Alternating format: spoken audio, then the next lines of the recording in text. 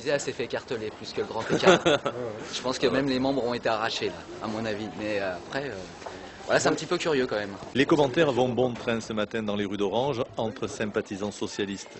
En décidant de rejoindre la future liste du maire sortant Ligue du Sud Jacques Bompard, l'élu PS Marcel Arsac a semé quelque peu le désordre dans le landerneau socialiste du Haut-Vaucluse. On a une dame politique qui a construit son parcours sur son opposition, en particulier ces dernières années, à la politique de Jacques Bompard. Au jour d'aujourd'hui, elle nous apprend qu'elle sera son adjointe à l'éducation. Qu'en penser, si ce n'est, c'est plus du retournement de veste, là on se demande ce qui lui reste comme fierté, comme principe. Vraiment je suis très étonné, je suis surtout triste pour elle.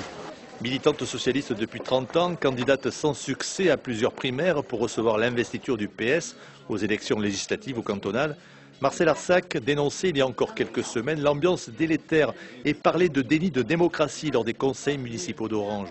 Contacté, Marcel Arsac n'a pas souhaité s'exprimer pour expliquer sa décision. Une décision, en revanche, tout à fait justifiée pour le maire d'Orange, Jacques Bompard. Elle est très en colère contre le Parti socialiste, qui est devenu très communautariste. On le voit bien dans les attributions des postes. C'est l'esprit communautaire qui gouverne au lieu d'être l'esprit républicain. Et je comprends qu'elle réagisse contre ce développement du communautarisme au Parti socialiste parce qu'il est anti-républicain. Et je la trouve très courageuse. Un transfert étonnant donc qui pourrait être suivi d'autres surprises sur Orange. Le maire sortant nous a confirmé être en contact avec le candidat UMP Jean-Philippe Maton-Westman.